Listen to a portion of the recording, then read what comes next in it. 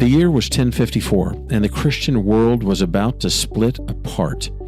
For centuries, Christians in the East and West had worshiped the same Christ, confessed the same creed, and shared the same scriptures, but under the surface, tension had been building like cracks in glass. Small disagreements about language, worship, and the leadership that stretched across continents. In the West, believers looked to Rome, the Roman Catholic Church, where the Pope claimed to sit in the seat of Peter. In the East, they looked to Constantinople, the capital of the Eastern Orthodox Church, with its grand tradition of worship and the emperor's protection. Most everyday Christians didn't think about these things. They just prayed and they sang and they took communion, they baptized their children, and they lived out their faith. But church leaders on both sides grew more suspicious of each other. And then in 1054, everything changed. A papal messenger, Cardinal Humbert of Silva Candida, walked into the Hagia Sophia in Constantinople, and in front of the congregation, he laid down a bull of excommunication, an official letter cutting the Eastern leaders off from the church. And the East responded in kind, and the one body of Christ was torn apart. What caused this great schism? Was it theology, politics, pride? And more haunting, what does it mean for us today, 1,000 years later, when Christians still divide and walk away from each other? From the That's Jesus channel, welcome to Coach, where we explore church origins and church history. I'm Bob Balch, and on Wednesdays, we stay between 500 and 1500 AD. Today, we're stepping into one of the most painful moments in Christian history, the year 1054, the Great Schism. Up until this point, Christianity in the East and West had its differences, but they still considered itself one church. The Roman Catholic Church in the West and the Eastern Orthodox Church in the East, they shared the same Bible, the same creeds, and the same Lord, but their unity was fragile. They argued. They argued about leadership. They argued about whether all churches should submit to the Pope in Rome, or should each major city have its own independence, as in the East. They clashed over worship. Should bread for communion be leavened bread, soft and risen, like used in the East, or should it be unleavened, like the West used? They even fought over words. In the West, a phrase was added to the creed about the Holy Spirit proceeding from both the Father and the Son. The East saw that as tampering with the faith. And for centuries, these disputes simmered. But in 1054, they stopped simmering. They just boiled over. An exchange of excommunications, letters declaring that the other side was outside the church, formalized a split that remains to this day. The question is, was it inevitable? Or could it have been avoided? And perhaps most importantly, what does the Great Schism teach us about how fragile unity really is? To understand why the Great Schism happened in 1054, we need to go back much earlier. The Roman Empire had once united the whole Mediterranean world under one single ruler. But in 285 AD, the Emperor Diocletian split it. He split it into the East and the West. Later emperors kept that pattern, East and West. The city Constantinople, built by Constantine, became the capital of the East, while Rome remained the capital in the West. And that political split eventually created cultural and spiritual distance as well. In the West, centered in Rome, Christians used Latin. The Pope in Rome grew in influence, and as emperors weakened, especially after the Western Empire collapsed in 476, without strong political leaderships, those bishops in Rome, they just stepped in to fill the void, combining spiritual and civic authority. But over in the East, centered in Constantinople, Christians didn't use Latin, they used Greek. The emperor remained strong, and the church worked closely with him. There, the Patriarch of Constantinople was respected, but he was never seen as above all of the other bishops. These two worlds, Latin West and Greek East, were still united in faith, but their cultures, their languages, and their political habits, they were drifting further and further apart. The drift became obvious in worship.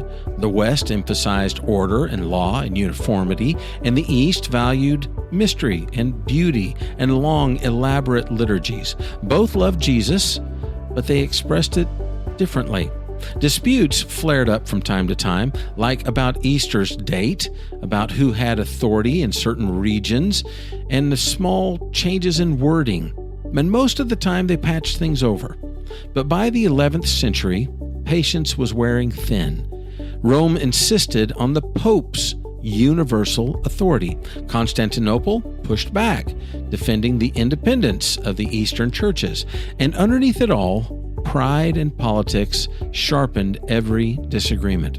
So when the crisis of 1054 came, it wasn't out of nowhere.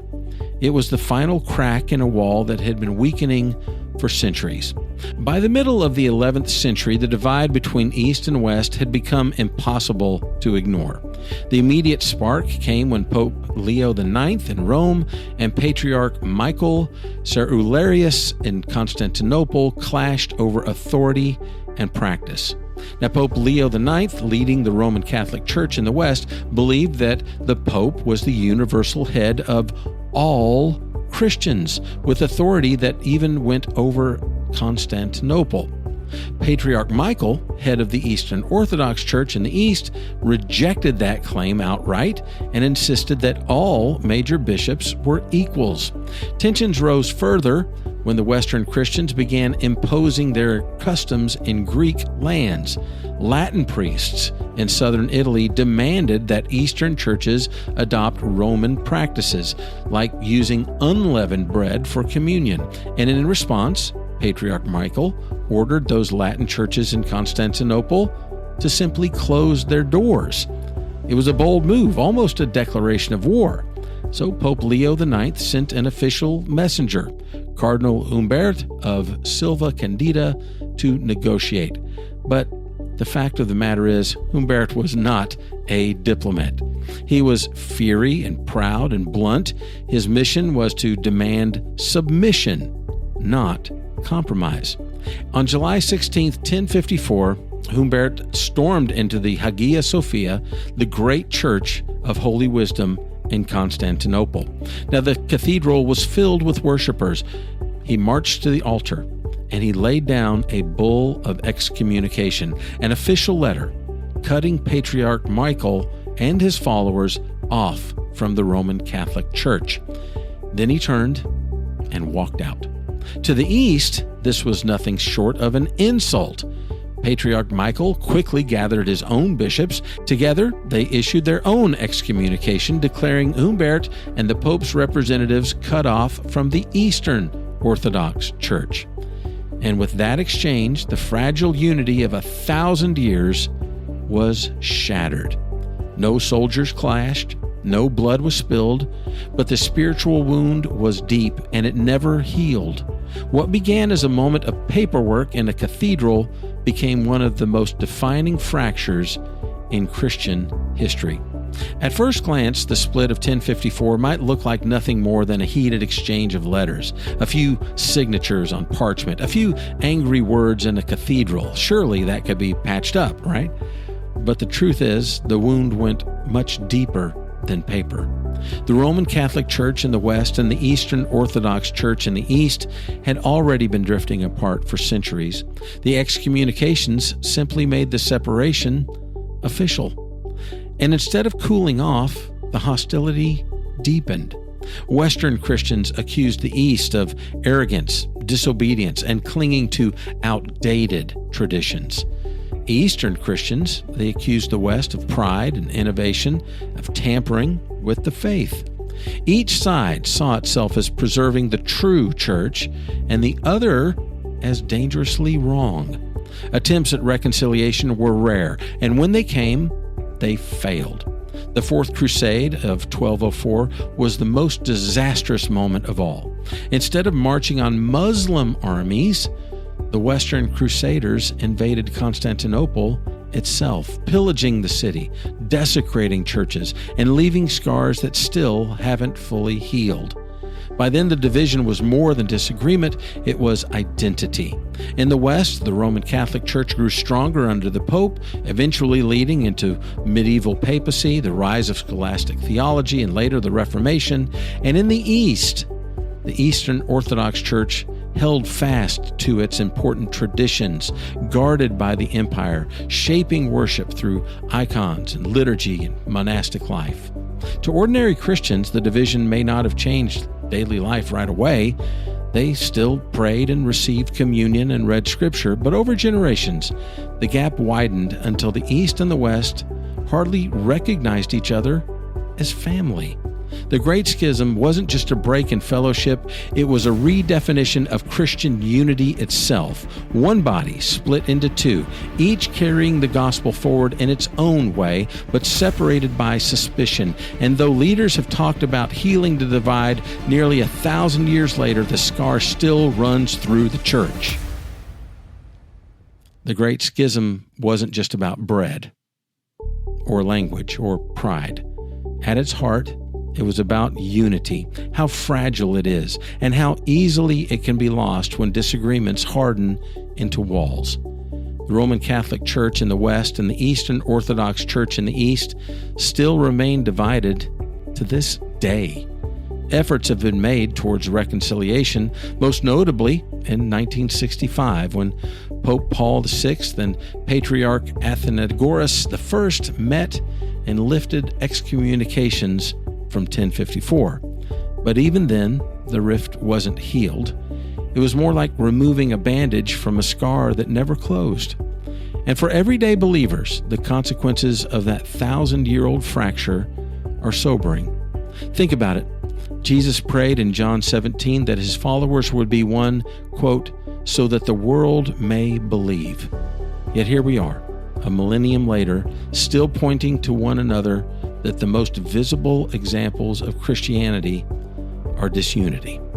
But before we shake our heads at the past, we should look at the present, because unity isn't just threatened by East versus West, Catholic versus Orthodox, Protestant versus both, or Reformed versus Arminian.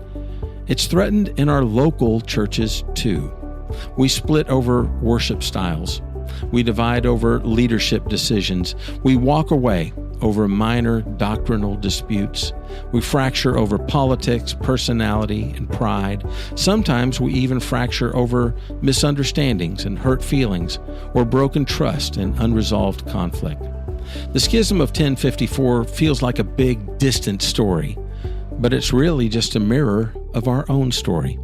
If leaders 1,000 years ago could excommunicate each other over bread and words and authority, what about us? What causes us to stop seeing each other as family? The schism also reminds us of something humbling. Once unity is broken, it's very hard to repair. Generations pass, bitterness calcifies, and even when apologies come, relationships don't snap back overnight. That makes the call urgent. If unity matters to Jesus, and it does, then it has to matter to us, not just in theory, but in practice. The Great Schism stands as both a warning and an invitation, a warning about how small disputes can grow into lasting division, and an invitation to fight for unity before it's too late. The Great Schism of 1054 can feel like a story about bishops and cathedrals and distant politics. But beneath all the history lies a very personal question. What breaks unity in your life? What breaks unity in your church? Jesus never said unity would be easy, but he not only prayed for it, he commanded it. He also warned his followers that pride, sin, and selfishness would constantly try to tear it apart. The Christians of 1054 didn't set out to split the church forever, but they let suspicion fester, and they let pride do the talking, and one day, unity was gone. What about us? Do we walk away from relationships because we refuse to forgive? Do we cling to our preferences instead of serving others? Do we let offenses, small or large, grow into walls. Sometimes we even spiritualize division, convincing ourselves it's about truth when it's really about something else. The New Testament gives clear marks for leadership. They should be above reproach, self-controlled, not greedy for gain, hospitable, faithful to Scripture. But those qualifiers aren't only for pastors or preachers or elders or leaders. They're for all of us. If we can't live with integrity in the small things, how can we claim to walk in unity in the bigger ones? Jesus told us to go directly to a brother or sister when we're offended, not to let bitterness grow in secret, not to bring others into the argument, not seeking to win, but seeking unity. Paul urged the church to speak the truth in love, to bear with one another, and to forgive as Christ forgave us. When humility leads the way, conflicts don't have to divide. They can actually become opportunities to show grace and strengthen the bonds of fellowship. The schism reminds us, once the tie is broken, it's nearly impossible to tie it back together. So maybe the call for us today is simpler than we think. Guard unity now. Value your brothers and sisters more than your ego. Pray before you post. Forgive before you fracture. Because when the world looks at Christians and sees division, they doubt Christ. But when the world looks at Christians and sees sacrificial love, they see Jesus. So here's the challenge. Are you willing to fight for unity, not just in church history books, but in your home, in your friendships, in your church? And are you willing to fight for it right now? If this story of the Great Schism of 1054 challenged or encouraged you, would you consider sharing this episode with a friend? You never know who might need to hear it. If you're listening on a podcast app, leave a review. It really helps others find Coach, and be sure to follow for new episodes every week. You'll find my resources list and even some contrary opinions, I do that on purpose, linked in the show notes. And if you'd like to read those books for yourself, I've included Amazon links as an Amazon associate I earn from qualifying purchases. Next time, we'll explore just another moment in church history where God's work surprises the world. And on Wednesdays, we stay between 500 and 1500 AD. You can also watch these Coach episodes on YouTube at the That's Jesus channel. Thanks for listening to Coach, Church Origins and Church History. I'm Bob Balch with the That's Jesus channel. Have a great day and be blessed.